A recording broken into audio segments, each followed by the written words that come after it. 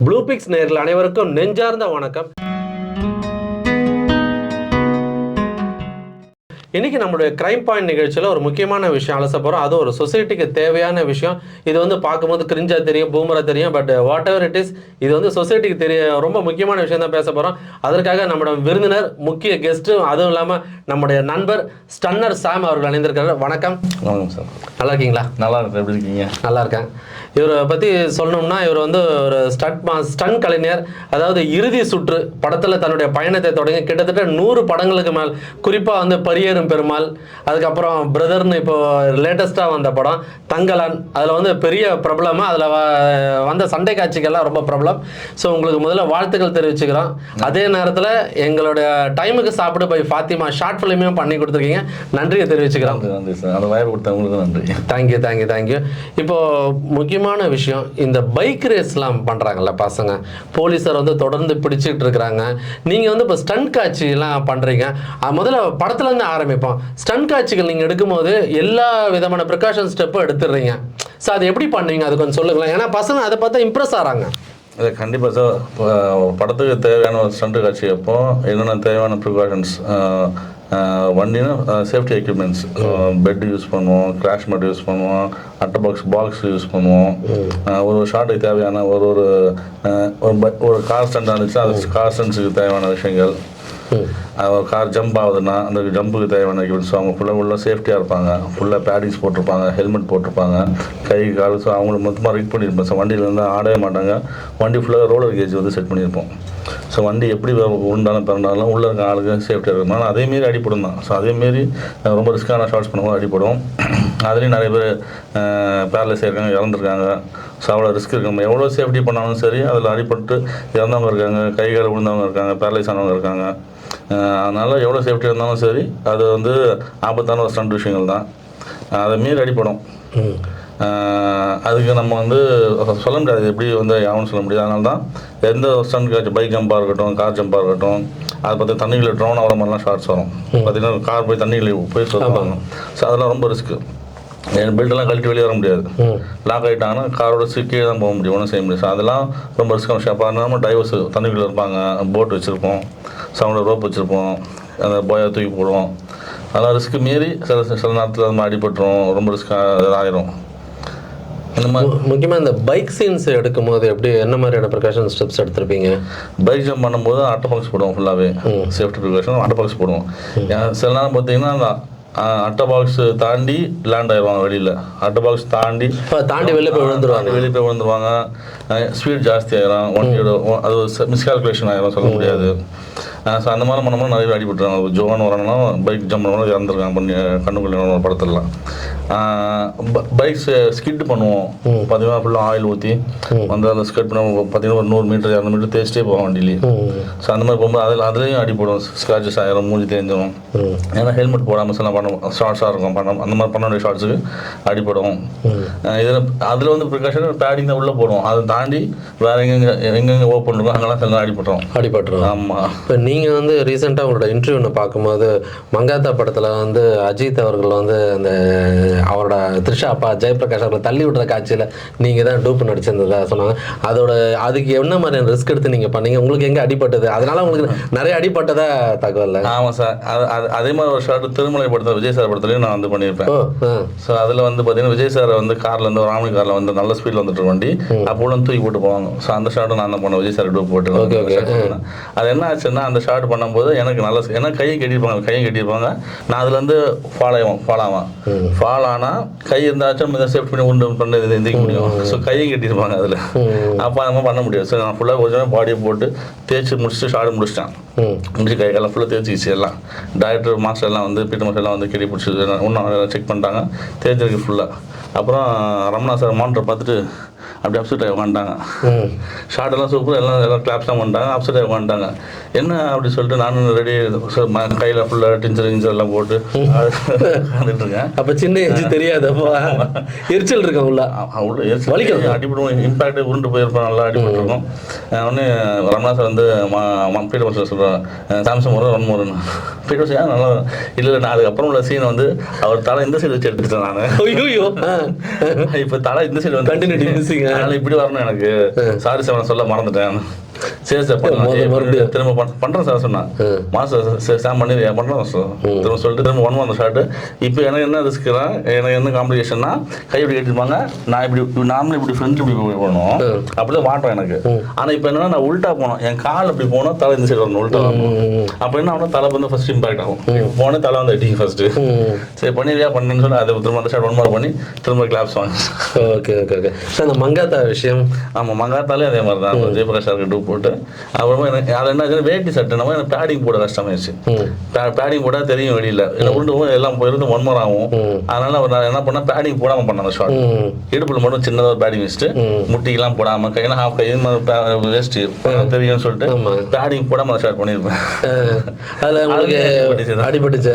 Ajith sir எதாவது சொன்னாரா அப்போ? ஆமாம் ஷார்ட் பார்த்து ரொம்ப வந்து நல்லா பண்ணியிருந்தீங்க சாமி, கை கொடுத்தோம் பேசி. ஆமாம், ஆனால் அது ஒரு ஷாக்கிங்கான எக்ஸ்பீரியன்ஸ் தான். கண்டிப்பாக. ஓகே, இப்போ நீங்கள் சினிமாவில் இருந்த சின்ன சின்ன எக்ஸ்பீரியன்ஸ் திருப்பி அந்த சினிமா கேள்விகள் வர்றதுக்கு முன்னாடி, இன்றைக்கி இருக்கிற யங்ஸ்டர்ஸுக்கு எல்லாருக்குமே வந்து ஒரு குறிப்பிட்ட அந்த டியோ பைக் மேலே இருக்கிற ஒரு கிரேஸு. ஸோ அவங்களும் வந்து அந்த பைக்கு மேலே பார்த்தீங்கன்னா பின்னால் உட்காரவங்க சீட்டை வந்து அவங்க பிரேக் அடிச்சா அவங்க பக்கத்து சிக்னலை தாண்டி மேலே போய் தொங்குற அளவுக்கு உட்கார வச்சுருக்காங்க. பசங்களுக்கு இந்த யங் ஏஜில் வந்து இப்போ நம்ம பீரியடில் வந்து RX 100 மேலே ஒரு கிரேஸ் இருக்கும், வண்டியோட சவுண்டை. பட் ஆனால் பேலன்ஸ்டாக இருக்கும். இப்போ வர்ற வண்டியெல்லாம் சேஃப்டி இல்லை. முதல்ல அந்த வண்டிகளை பற்றி சொல்லுங்களேன். நீங்கள் அந்த டியோன்னு சொல்லும் போது அந்த ஸ்கூட்டி பைக்கில் வந்து புதுகிரை படத்தில் விஜய் சார் டூ போட்டு ஒரு ஷார்ட் பண்ணியிருப்பேன். அந்த ஃபைனலில் வந்து ஒரு ஸ்டாண்ட் அடிச்சு விஜய் சார் போய் ஃபாலையாக தலையில் அடி போட்டுற மாதிரி ஒரு சீக்வன்ஸ் புதுகிரை படத்தில் விஜய் சாருக்கு. அப்போ அந்த பைக் அப்போ வந்து புதுசு ஸ்கூட்டியில். ஸோ அதை வந்து ஜம்பில் யாரும் பண்ணதில்லை, நார்மல் பைக்கில் தான் பண்ணியிருக்காங்க ஜம்ப். இப்போ ஸ்கூட்டியில் வந்து ஜம்ப் பண்ணணும், அந்த ஆக்டிவ் பைக் அப்போ வந்து புதுசு. ஸோ அதில் வந்து ஜம்ப் பண்ணணும் அப்படின்னு சொல்லி மாஸ்டர் கேட்டாங்க. சரி மாஸ்டர் பண்ணலாம். ஏன்னா மற்ற பைக்லாம் நம்ம கையை காலில் ஹோல்ட் பண்ணிட்டோம்னா, ஹேண்ட் பேர் லெக் 2 தையும் நம்ம ஹோல்ட் பண்ணோம்னா வண்டியில இருந்து மேக்ஸிமம் தூக்கி அடிக்காம தப்பிக்கலாம் ஓரளவுக்கு. வண்டியில மேட்ச் பண்ணி உட்கார முடியும் பைக்ல, நார்மல் பைக்ல. ஸ்கூட்டி நம்ம கால் ஓப்பனா இருக்கும், நம்ம உட்காந்துருக்கும் போது வந்து பைக் போர்டு ஏறிச்சுனாலே நம்ம தனியாக தூக்கி அடிச்சோம். ஸோ அப்போ ஹோல்ட் பண்ணி நான் வந்து ஜம்ப் பண்ணேன். ஜம்ப் பண்ணி மேலே போனா வண்டி போன பைக் அப்படியே வந்து குத்திடுச்சு, என்ன தூக்கி அடிச்சு பரட்டி. Live shot doctor sir, Jagan sir doctor sir, அவர் ஓடி வந்து கெட்டி பிடிச்சிட்டு தேம்பி எழுதாலும் வந்து நீ எதுக்கு இந்த ஷாட்லாம் பண்றேன், ஏன்னா படம் ஃபுல்லாக நான் டூ போட்டுறேன். கடைசி நாள் ஷார்ட் அது, கடைசி ஷார்ட் அது. அப்போ அடிப்படையாக கால் ஃப்ராக்சர் ஆயிடுச்சு காலில். அப்போ இது மாதிரி ஹாஸ்பிட்டல் விஜய் சார் வந்து நான் வந்து பார்த்து நான் ரொம்ப கூட வந்து பார்த்துக்கிட்டாங்க. இல்லை இப்போ இந்த பைக்குகள் பற்றி கேட்டோம். இல்லை அந்த பைக்கோட விஷயம் ஜம்ப்லாம் பண்ணுறோம். இப்போ இன்றைக்கி வர்ற பசங்களாம் அந்த பைக்கு வேணும்னு அடம் பிடிச்சி, நான் ஏற்கனவே நான் சொல்லியிருக்கேன், ஒரு போலீஸ்கார் ஒருத்தரோட திருச்சியில் அவங்க பையன் வந்து கிட்டத்தட்ட 1 வாரம் சாப்பிடாம இருந்து அடம் பிடிச்சி அம்மாவோட ப்ரெஷர்னால வண்டி வாங்கி கொடுக்குறாங்க. நைட்டு வந்து வாங்கி டெலிவரி எடுத்துகிட்டு வரான், காலையில் நான் போயிட்டு வரேன்னு சொல்லி எங்கேயோ போகிறான், மத்தியானம் பாடியாக வரான். சரி, இது மாதிரி இன்னும் பல விஷயங்களை வந்து என் பையன் ஆசைப்படுறான்னு சொல்லி வாங்கி கொடுக்குறாங்க. அதோட வண்டியோட சேஃப்டி எப்படி இருக்கு, அந்த வண்டி வாங்கி கொடுக்கறதுனால வர பிரச்சனைகளை, பப்ளிக்கு பிரச்சனை, இவங்க ஓட்டுற இவங்க ஃபேமிலிக்கு மட்டும் பிரச்சனை, இவனுங்க வண்டி ஓட்டுறதை பார்த்தா எதிர்க்க வரவன் அள்ளு விட்டு போயிடுவான். உண்மை சார், ஏன்னா எல்லாமே ஹை ஸ்பீட் இன்ஜின் வண்டி, பயங்கர ஸ்பீட் பிக், இனிஷியல் பிக்கப் ஜாஸ்தியாக இருக்கும். இன்னொன்று அந்த டேங்க் பார்த்தீங்கன்னா நம்ம உட்கார்ந்த இடத்துல இருந்து ஒயர் செஸ்ட் லெவலில் இருக்கும். ஸோ டேரெக்டாக அப்படி ஒட்டி ஓட்டுற மாதிரி இருக்கும். அது முதல்ல போய் இம்பாக்ட் ஆச்சுன்னா முதல்ல அவன் அடிப்படுறது இடம் வந்து கிராயின் தான். ஸோ முதல்ல அடி வேறு தான் போய் அதில் அடிக்கும். அடிச்சுன்னா அந்த இம்பாக்ட் பெரிய இம்பாக்ட், அது அவனோட லைஃப்ல பெரிய ஒரு கேள்வியாயிரும். இன்னொன்று பின்னாடி உட்காந்துருவாங்க பார்த்தீங்கன்னா அவங்க முதுகுக்கு மேலே இருப்பாங்க. ஆமாம், அப்போ முதல்ல இந்த இடத்துல தான் இருப்பாங்க, சீட் இவ்வளோ தூரம் இருக்கு. எங்கேயே போய் முதல்ல இம்பாக்ட் இடிக்கிறாங்கன்னா பின்னாடி இருக்கவங்க முதல்ல ஃப்ரண்ட்ல இருக்கணும் தான் தள்ளுவான். ஸோ அவன் சேஃப்டி பண்ணுறதுக்கு அவன் ஃப்ரண்ட்ல தான் தள்ளுவான். ஸோ இவனோட ப்ரெஷரும் இவரோட ப்ரெஷரும் ரெண்டுமே சேர்ந்து இந்த முன்னாடி இருக்கவங்க போய் அடிச்சு முதல்ல மூஞ்சி முகரெல்லாம் வந்து டேமேஜ் ஆயிரும். ஹெல்மெட் போட்டாலும் ஆமாம், ஹெல்மெட் போட்டு ஸ்பைனல் பிரேக் ஆயிரும்.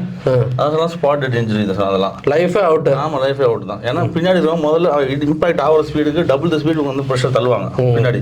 இவனை பாதுகாக்கிறதுக்கும் அந்த நார்மல் ஸ்பீடு வந்தாலும் இடிச்சோடனே அந்த இம்பாக்ட் முதல்ல இவரோட சேர்த்து 2 பேரும் சேர்த்து போய் தான் இடிப்பாங்க. அதில் முதல்ல இவருக்கு இம்பாக்ட் வரும், அப்புறம் தான் 2 பீரியட் போய் இம்பாக்ட் ஆகும். பீரியடுக்கு ஃப்ளை ஆகிடுவார். இவர் மேலே ஃப்ளை ஆக முடியாது. இவர் வண்டியோட ஃப்ரண்ட்டில் அந்த ஃபயரிங்கில் ஃப்ரண்ட் ஸ்பீடாக மீட்டரில் இல்லை அது முன்னாடி வர வண்டியில் இவர் வந்து இப்படி தாண்டி போயிடுவார். அவர் வந்து ஃப்ரண்ட்டில் வந்து இம்பாக்ட் ஆகும். கழுத்து உடஞ்சிருக்க வாய்ப்பு இருக்குது. ஃபேஸ் இம்பாக்ட் தான் ஃபர்ஸ்ட்டு. இன்னொரு முக்கியமான விஷயம், இந்த மாதிரி ஏதாவது உண்மை சம்பவங்கள் ஏதாவது இருக்கா? இப்போ உங்கள் ஃபைட் மாஸ்டர்ஸில் இருக்காங்க, உங்களோட பசங்களும் கேட்பாங்க பைக்கை, அந்த மாதிரி விஷயங்கள் ஏதாவது இருக்கா? ஆமாம் சார். இப்போ ரீசெண்டாக எங்கள் அண்ணனோட பையன் வந்து எஸ்ஆர்எம் தான் படிச்சுட்டு இருக்கான். அவனுக்கு ஹிமாலயன் பைக் வாங்கி கொடுத்தாங்க.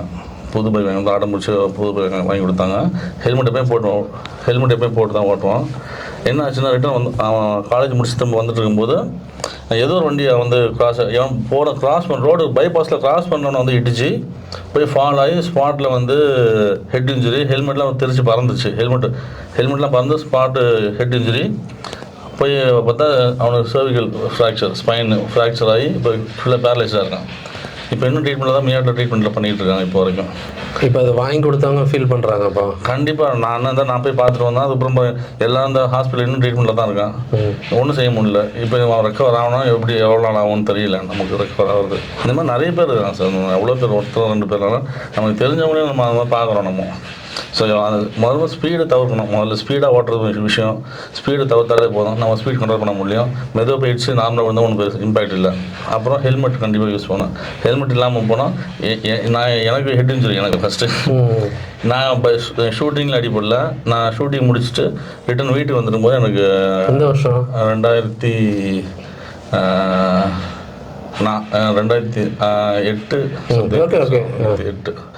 2008 2004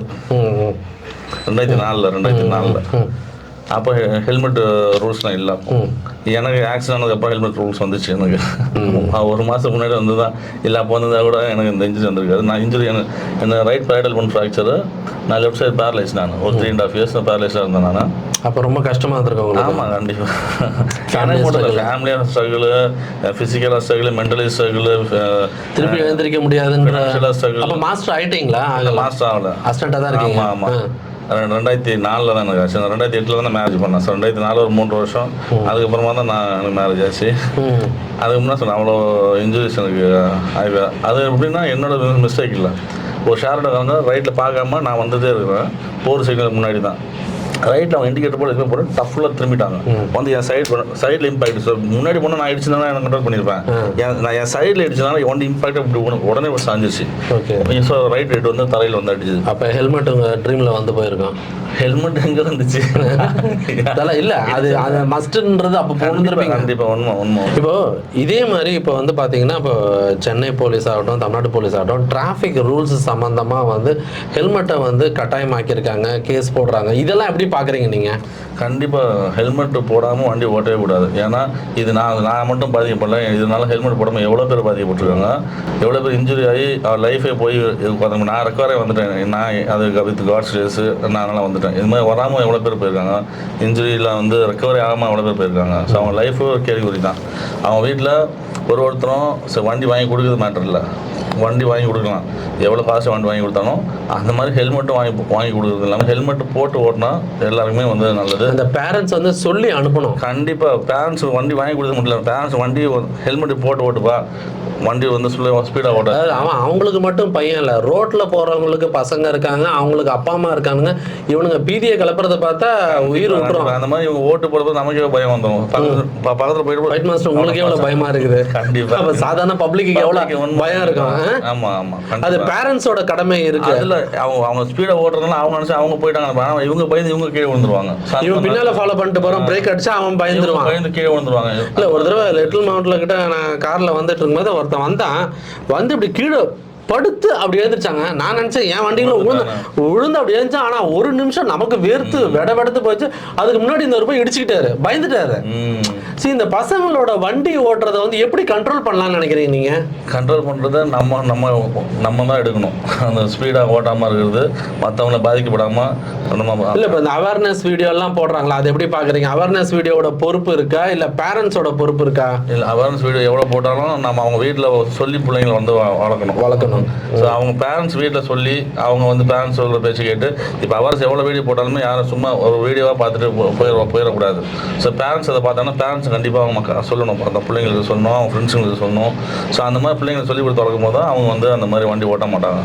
ஸ்பீடாக ஓட்டுற விஷயமும் இருக்காது, ஸ்பீடாக போட அவசியம் இல்லை. அப்படி ஸ்பீடாக போட்டீங்கன்னா அது ஓட்டணுமா நீங்கள் ட்ராக்கில் போய் ஓட்டலாம். அதுக்கு நீங்கள் ரேஸ் ஓட்டணும் அப்படின்னா ட்ராக்கில் போய் நீங்கள் காசு கொடுத்தீங்கன்னா ட்ராக்கில் நீங்கள் எவ்வளோ ஸ்பீடாக ஓட்டிக்கலாம். அது சேஃப்டி இன்ஜின்ஸ், ஜெர்கின், ட்ரெஸ் எல்லாமே சூட் எல்லாமே கொடுப்பாங்க. இல்லை இன்னைக்கு யூடியூபர்ஸில் வரல, இப்போ டிடிஎஃப் வாசனில் ஆரம்பிச்சு எல்லாருமே வந்து பைக் ஓட்டுறது ஒரு கெத்து, பைக் ஓட்டினா போதும் லைஃப் கிடைக்கும் அப்படின்ற மாதிரி, பைக் ஓட்டினா எனக்கு வேற மாதிரியான ஒரு த்ரில்லு கிடைக்குது அப்படின்லாம் சொல்லிட்டு பசங்க என்ஜாய் பண்ணுறாங்களா? அதை எப்படி பார்க்குறீங்க? இல்லை, அந்த த்ரில்லு எங்கள் லைஃப்பில் எங்கள் ப்ரொஃபஷனலாக நாங்கள் ஒரு பைக்கு ஜம்ப் பண்ணுறோம், ஸ்பீடு எங்களுக்கு பெர்மிஷன் தராங்க, ஸ்பீடு ஓட்டுறோம், பைக் ஸ்கிட் பண்ணுறோம், ஜம்ப் பண்ணுறோம். இதெல்லாம் நாங்கள் ஒரு ஷார்ட்டுக்காக தான் பண்ணுறோம். ஒரு ஷார்ட்டுக்காக, ஒரு ஃபேமிலிக்காக அதை ஒரு ரிஸ்க் எடுத்து அதை ஷார்ட் பண்ணுறோம்.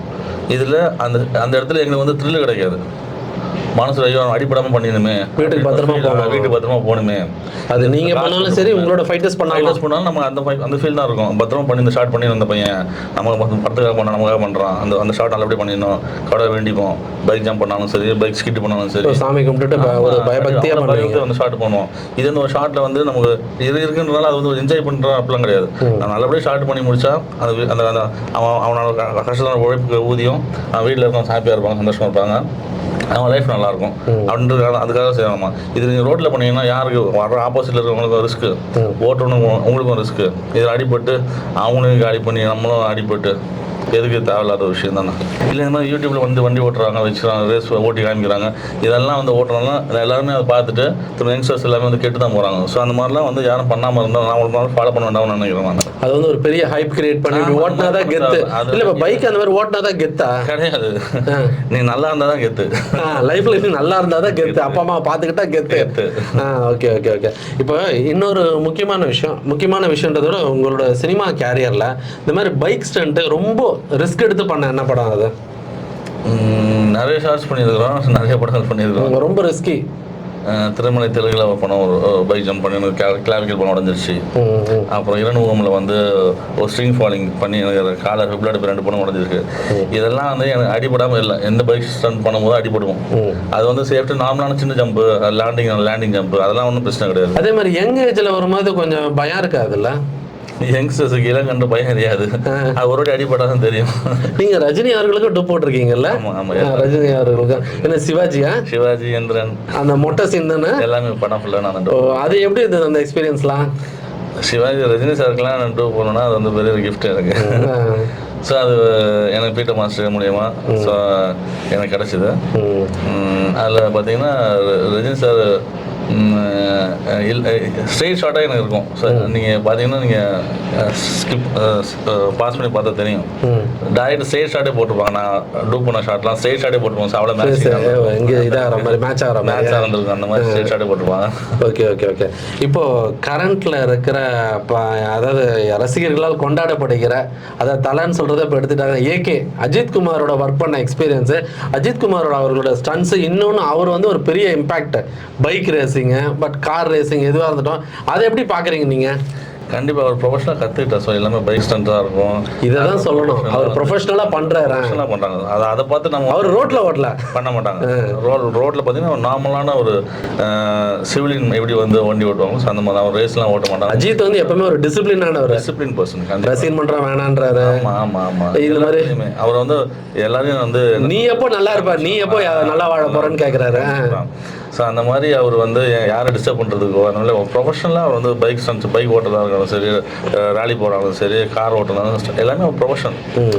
ஸோ அதையும் நம்ம வந்து அவரோட சேரை பார்த்துட்டு நம்ம அதே மாதிரி இங்கே வந்து லைவில் நம்ம வந்து கரண்ட் சுச்சுவேஷனில் நம்ம பப்ளிக்கை போட்டு நம்ம அதை பண்ணுறாங்கன்னா அதெல்லாம் பண்ணக்கூடாதுன்னு நான் நினைக்கிறேன். இல்லை இப்போ ட்ராக் ஓட்டுறாங்கன்னா இப்போ முந்தைய மாதிரி ட்ராக்னா முந்தைய பார்த்தீங்கன்னா பெசனர்லேருந்து ட்ராக் ஓட்டுவாங்க, பெசனர் பீச்சில் ஒரு ட்ராக் ஓட்டுவாங்க. இப்போ அதெல்லாம் போலீஸ் வந்து ரொம்ப கண்ட்ரோல் பண்ணுறாங்க. அது வேறு அந்த ஸ்டாண்டை கீழே தட்டி விட்டுட்டு ஃபயர் வர்ற மாதிரி ஆமாம் அப்போ அதெல்லாம் வந்து இப்போ இப்போ இப்போ இப்போ அந்தளவுக்கு இப்போ பண்ணுறது இல்லைன்னு நினைக்கிறேன் நான்.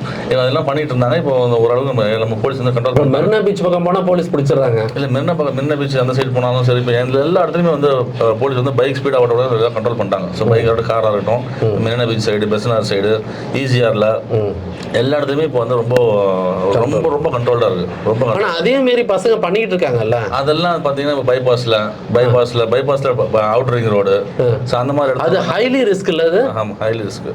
அது லாரி கண்டெய்னர்ஸ்லாம் வந்துகிட்டு இருக்கோம். ஸோ அவுட்டர் ரிங் ரோட்டில் அந்த மாதிரி விஷயங்கள் பண்ணுறது, ஆட்டோ ரேஸ் ஓட்டுறது, இதெல்லாம் வந்து அவுட்டர் ரிங் ரோட்டில் தான் எல்லாம் நடக்குது அதெல்லாம். ஓகே, இறுதியாக ஒரு விஷயம், யங்ஸ்டர்ஸுக்கு நீங்கள் என்ன சொல்லுங்கள்? பசங்க கீழே கிரிஞ்சு பூமர் என்ன வேணால் போட்டான், இதை பற்றி என்ன சொல்ல வரீங்க? Final message. இன்னைக்கு மெசேஜ் கொடுத்தாலே கலாய்க்கிறானுங்க. கலாய்ச்சிட்டு போயிட்டான். என்ன வந்து சொல்லுவோம், இப்போ நீ இதெல்லாம் ஓட்டிருக்க மாட்டாரு, இதெல்லாம் ஓட்டிட்டு தான் சினிமாவில் போய் ஓட்டி முடிச்சுட்டு இப்போ வந்து சொல்லுவாங்க. இது இருந்தாலும் நான் சொல்ல முடியாது, ஏன்னா நான் அதில் பாதிக்கப்பட்டிருக்கேன். என்னோட நான் ஹெட் சொல்லி பேரலைஸ் 3 ஆஃபீஸ் இருக்குது, பேரலைஸில் உட்காந்துருக்கேன். இது இல்லாமல் இப்போ ரீசெண்டாக எங்கள் அண்ணன் பையன் வந்து அவனுக்கு அடிபட்டு அவனு பிளஸ்லின்னு சொல்லிட்டு இப்போ அவன் சர்விக்கல் ஃப்ராக்சர் ஆகி இப்போ கழுத்து கீழே அவன் பேரலைஸ்டாக உட்காந்துருக்கான். இது மாதிரி யாருமே வந்து என்ன வயசு இருக்கும்? காலேஜ் தேர்ட் இயர் பண்ணுறாங்க. 19 வயசு. ஸோ இந்த மாதிரி வந்து யாருமே அந்த மாதிரி யாரும் பாதிக்கப்படக்கூடாதுன்னு நினைக்கிறேன். எல்லாமே போலீஸ் பார்த்துப்பாங்கன்னு விட்டுறக்கூடாது. எல்லாருமே போலீஸ் வந்து நமக்கு வந்து அவேர்னஸ் கொடுப்பாங்க. போலீஸ் எல்லாத்தையும் நம்ம கூட நிற்க முடியாது, ஏதாவது ஆச்சுன்னா தான் வர முடியும். அவங்க அவேர்னஸ் கொடுக்க முடியும், அவேர்னஸ் எல்லாரும் சொல்ல முடியும். ஆனால் நம்ம வீட்டில் இருக்கவங்க தான் பாதிக்கப்படுவாங்க, நம்மளால அடுத்தவங்க பாதிக்கப்படுவாங்க. அதனால் நம்ம வீட்டில் இருக்கவங்க நம்ம பிள்ளைங்களுக்கு கரெக்டாக சொல்லி நல்லபடியாக பார்த்து ஓட்ட சொல்லணும், நம்ம கண்காணிக்கணும், கூட போகணும். இல்லை ஸ்பீடாக ஓட்டலைன்னா நீ வண்டி எப்படி ஓட்டுறான்னு அவங்க கூட ஒரு அடி பின்னாடி உட்காந்து போனாங்கன்னா தெரியும். அவங்க பேரண்ட்ஸே உட்கார வச்சு கஷ்டப்பட்டு போனால் எவ்வளோ ஸ்பீடாக போகிறான்னு தெரியும். அப்போ பசங்க ஓட்ட மாட்டாங்க அந்த மாதிரி இல்லையா. அப்போ அந்த மாதிரி அவங்க கண்காணிப்பு பார்த்துக்கிட்டாங்கன்னா நல்லாயிருக்கும். எல்லோரும் பத்திரமா இருக்கணும், சேஃப்டியாக இருக்கணும்னு நினைக்கிறேன். ஓகே, ரொம்ப ரொம்ப நன்றி. உங்களுடைய அழகான கருத்துக்களை முக்கியமாக வந்து ஹெல்மெட்டை போட்டுட்டு ஓட்டுங்க. போடலைன்னா இப்போ போலீஸ் பிடிக்கிறாங்க, மோஸ்ட்லி எல்லோரும் போட ஆரம்பிச்சிட்டிங்க. ஸ்பீட் கண்ட்ரோல் பண்ணணும். நைட்டில் யாரும் இல்லைன்னு சொல்லிட்டு நம்ம ஓட்டுறோன்னும் போது எதிர்க்க வர்றவங்களுக்கும் பேரண்ட்ஸ் இருக்காங்க, ஃபேமிலி இருக்குது, அதை மனசில் வச்சுட்டு ஓட்டுங்க. அதுதான் முக்கியம். அதான் உண்மை, 100%. ஏன்னா அதை நினச்சிக்கிறோம், நமக்கு மட்டும் ஃபேமிலி இருக்குன்னு நினச்சிக்கூடாது. நீ சேஃப்டியாக போகணும். நீ வந்து என்ன ஸ்டண்ட் வேணால் பண்ணிக்கோ, அது எதிர்க்க வர்றவங்களுக்கு அது பீதியை உண்டாக்கி வேற ஏதாவது பாதிப்பு ஏற்படுத்தாமல் இருக்கணுன்றதான் எங்களுடைய தாழ்மையான வேண்டுகோள். மீண்டும் ஒரு காணொலியில் சொல்லுங்க. ஸ்டண்ட்டு நாங்கள் சினிமாவில் பண்ணுற ஸ்டண்ட்டு வேறு. நாங்கள் அது ஒரு ப்ரொஃபஷனல், நாங்கள் எங்கள் ஃபேமிலியை பார்த்துக்கிறதாகவும், எங்கள் ஃபேமிலியில் அது ஒரு எங்களுக்கு தொழில் அது. ஸோ அதில் நாங்கள் எவ்வளோ சேஃப்டி ப்ரிகாஷனோட பண்ணுறோம், அதுவும் எவ்வளோ பாதிக்கப்படுறோன்னு எங்களுக்கு தெரியும். அதுலேயும் அதுமாரி எங்களுக்கும் அடிப்படுது. நீங்கள் தனியாக ஸ்டண்ட் பண்ணலாம் பண்ணாதீங்க.